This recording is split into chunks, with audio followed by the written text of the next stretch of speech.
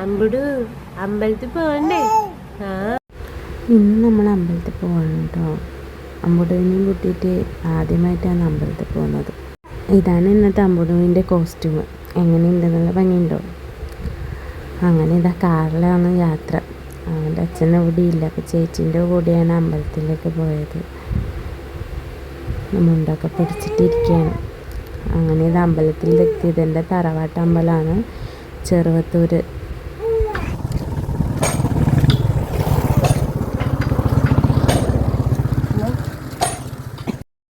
നല്ല വെയിലാണ് അവിടെ, എപ്പോഴും അങ്ങനെയാണ്.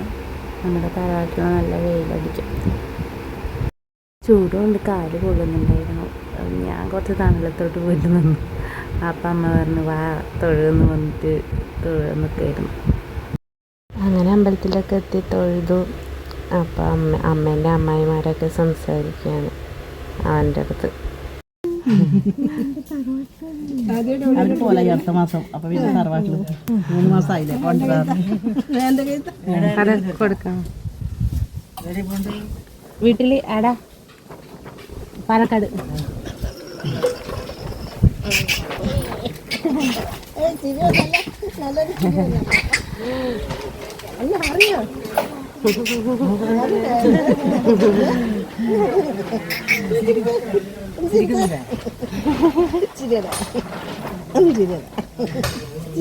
അങ്ങനെ അവരോടൊക്കെ സംസാരിച്ചിട്ട് എൻ്റെ അച്ചാച്ചൻ്റെ തറവാട്ടിലേക്ക് പോയി.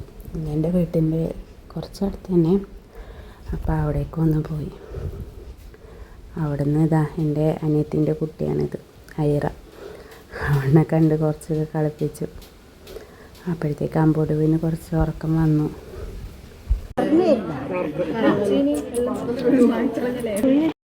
അത് കഴിഞ്ഞ് ഞാനും അമ്മയും പ്രസാദമൊക്കെ വാങ്ങാൻ നിന്നു. അമ്പുടുവിനെ എടുത്തിട്ട് ഞാനും നിന്നു. കുറച്ച് കഴിഞ്ഞപ്പോൾ അനിയത്തിമാരും ആൻറ്റിയും എല്ലാവരും വന്നിട്ട് അമ്പുടുവിനെ കളിപ്പിക്കാൻ നിന്നു. എൻ്റെ അച്ഛൻ്റെ അനിയത്തിൻ്റെ മക്കളാണ് കേട്ടോ ഇവർ. അങ്ങനെ ഇത് അമ്പുടുവിന് ഉറക്കം വന്നു എന്ന് ഞാൻ പറഞ്ഞല്ലോ. പിന്നെ ഇതാ കുറച്ച് കഴിഞ്ഞപ്പോൾ അമ്പുടു നല്ല ഉറക്കത്തിൽ കുറിയും പൂവൊക്കെ ചൂടിയിട്ടിരിക്കാൻ. ആൻറ്റീൻ്റെ കയ്യിൽ അവനെയും കൊടുത്തിട്ട് നമ്മൾ ഭക്ഷണം കഴിക്കാൻ പോയി. എന്തൊക്കെ ഫുഡ് വീട്ടിലാക്കിയെന്ന് പറഞ്ഞാലും അമ്പലത്തിലത്തെ ഭക്ഷണം കഴിക്കുന്നതിൻ്റെ അത്ര രുചി വരില്ല.